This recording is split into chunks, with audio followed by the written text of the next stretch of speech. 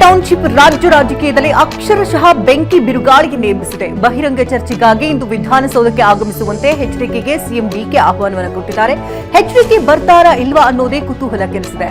ಆದ್ರೆ ಇವತ್ತು ಬರಲು ಸಾಧ್ಯವಿಲ್ಲ, ನಾಳೆಯೇ ಭೈರಮಂಗಲಕ್ಕೆ ಬನ್ನಿ ಅಂತ ಎಚ್ಡಿಕೆ ಪಂಥಾಹ್ವಾನ ಕೊಟ್ಟಿದ್ದಾರೆ.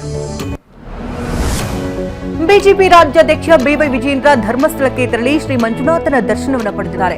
ಪರಿಷತ್ ಚುನಾವಣೆಯಲ್ಲಿ ಅಡ್ಡಮತದಾನ ಹಿನ್ನೆಲೆಯಲ್ಲಿ ಧರ್ಮಸ್ಥಳದಲ್ಲಿ ಆಣೆ ಪ್ರಮಾಣ ಮಾಡಿಸುವುದಕ್ಕೆ ವಿಜಯೇಂದ್ರ ಪ್ಲಾನ್ ಮಾಡಿಕೊಂಡಿದ್ದರು.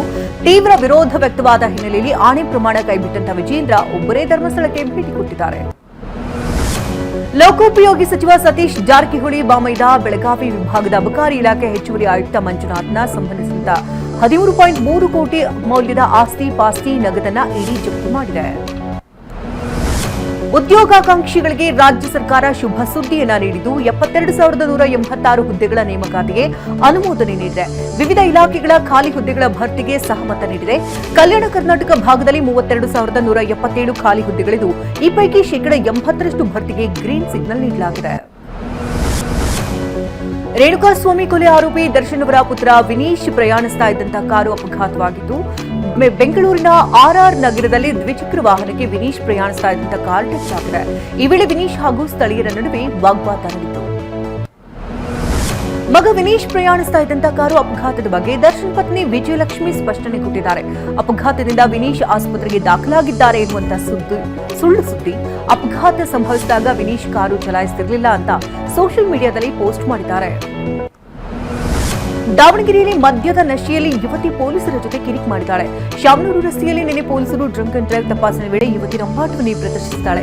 ಮಹಿಳಾ ಪಿಎಸ್ಐಗೆ ಕಾಲಿನಿಂದ ಒದ್ದು ಅವಾಚ್ಯ ಶಬ್ದಗಳಿಂದ ನಿಂದಿಸಿ ಹಲ್ಲೆ ಮಾಡಿದ್ದಾಳೆ.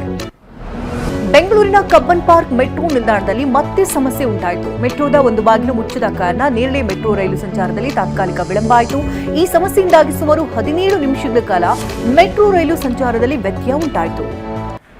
25 ವರ್ಷಗಳಿಂದ ತಲೆಮರೆಸಿಕೊಂಡಿದ್ದಂತಹ ಕೊಲೆ ಯತ್ನ ಕೇಸ್ನ ಆರೋಪಿ ಕೋಲಾರ ನಗರ ಪೊಲೀಸರ ಅತಿಥಿಯಾಗಿದ್ದಾನೆ. ಕೊಲೆ ಯತ್ನ ಪ್ರಕರಣದಲ್ಲಿ ಭಾಗಿಯಾಗಿದ್ದಂತಹ ಆರೋಪಿ ಮಂಜುನಾಥ್ ನ್ಯಾಯಾಲಯದ ವಿಚಾರಣೆಗೆ ಹಾಜರಾಗದೆ ತಲೆಮರೆಸಿಕೊಂಡಿದ್ದ.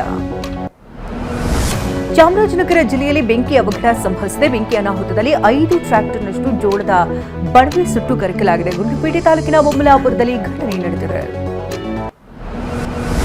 ಕೈಗಾರಿಕಾ ಮತ್ತು ವಾಣಿಜ್ಯ ಎಲ್ಪಿಜಿ ಗ್ರಾಹಕರಿಗೆ ಭಾರೀ ನೆಮ್ಮದಿಯ ಸುದ್ದಿಯನ್ನ ಕೇಂದ್ರ ಸರ್ಕಾರ ನೀಡಿದೆ. ವಾಣಿಜ್ಯ ಎಲ್ಪಿಜಿ ಪೂರೈಕೆಯ ಮೇಲಿದ್ದಂತಹ ಎಲ್ಲಾ ವಲಯ ನಿರ್ಬಂಧಗಳನ್ನು ಹಿಂಪಡೆದಿದ್ದು, ಪಶ್ಚಿಮ ಏಷ್ಯಾ ಬಿಕ್ಕಟ್ಟಿನ ಹಿನ್ನೆಲೆಯಲ್ಲಿ ಈ ನಿರ್ಬಂಧಗಳನ್ನು ವಿಧಿಸಲಾಗಿತ್ತು. ಅಯೋಧ್ಯೆಯ ರಾಮಮಂದಿರ ದೇಣಿಗೆ ದುರುಪಯೋಗ ಪ್ರಕರಣದಲ್ಲಿ ಎಸ್ಐಟಿ ಶಿಫಾರಸಿನ ಮೇರೆಗೆ 8 ಮಂದಿ ವಿರುದ್ಧ ಎಫ್ಐಆರ್ ದಾಖಲಾಗಿದೆ. ರಾಮ ಜನ್ಮಭೂಮಿ ತೀರ್ಥಕ್ಷೇತ್ರ ಟ್ರಸ್ಟ್ ನೀಡಿದಂತ ದೂರಿನಂತೆ ವಂಚನೆ ಹಾಗೂ ಕ್ರಿಮಿನಲ್ ಪಿತೂರಿಯಡಿ ಕೇಸ್ ದಾಖಲಾಗಿದೆ. ರಾಷ್ಟ್ರೀಯ ಶಿಕ್ಷಣ ನೀತಿಯಡಿ ಎನ್ಸಿಇಆರ್ಟಿ 9ನೇ ತರಗತಿಯ ಸಮಾಜ ವಿಜ್ಞಾನ ಪಠ್ಯಕ್ಕೆ ಮೊದಲ ಬಾರಿಗೆ 1975-77ರ ತುರ್ತು ಪರಿಸ್ಥಿತಿಯ ಅಧ್ಯಾಯವನ್ನ ಸೇರಿಸಿದೆ.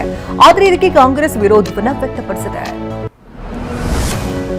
ದೇಶದ ಮೊದಲ ಹೈಸ್ಪೀಡ್ ಹೈಡ್ರೋಜನ್ ಚಾಲಿತ ರೈಲು ಇಂದು ಹರಿಯಾಣದ ಜಿಂದ್ನಿಂದ ಸೋನಿಪತ್ವರೆಗೆ ಪರೀಕ್ಷಾರ್ಥ ಸಂಚಾರ ನಡೆಸಲಿದೆ. ಗಂಟೆಗೆ 120 ಕಿಲೋಮೀಟರ್ಗೂ ಅಧಿಕ ವೇಗದಲ್ಲಿ ಈ ರೈಲು ಸಂಚರಿಸಲಿದೆ. ದೇಶದಾದ್ಯಂತ ಮುಸ್ಲಿಂ ಬಾಂಧವರು ಮೊಹರಂ ಆಚರಿಸ್ತಾ ಇದ್ದಾರೆ. ಧಾರವಾಡ ಜಿಲ್ಲೆಯ ಕಲಘಟಕಿ ತಾಲೂಕಿನ ರಾಮನಾಳ ಗ್ರಾಮದಲ್ಲಿ ಹಿಂದೂ ಧರ್ಮೀಯರಿಂದ ಮೊಹರಂ ಆಚರಣೆ ಮಾಡುವುದು ವಿಶೇಷವಾಗಿದೆ. ಕಿಚ್ಚ ಸುದೀಪ್ ಫ್ಯಾನ್ಸ್ಗೆ ಗುಡ್ ನ್ಯೂಸ್ ಸಿಕ್ಕಿದೆ. ಹೌದು, ಸ್ಥಗಿತವಾಗಿದೆ ಅಂತ ಸುದ್ದಿ ಆಗಿದ್ದಂತಹ ಬಿಲ್ಲರಂಗ ಭಾಷಾ ಸಿನಿಮಾ ಶೂಟಿಂಗ್ ಮತ್ತೆ ಶುರುವಾಗಿದೆ. ಕನಕಪುರದಲ್ಲಿ ದೊಡ್ಡ ಸೆಟ್ ಹಾಕಿದ್ದು ಕಿಚ್ಚ ಅಂಡ್ ಟೀಮ್ ಇಂದಿನಿಂದ BRB ಅಡ್ಡಾಗೆ ಎಂಟ್ರಿ ಕೊಡಲಿದ್ದಾರೆ.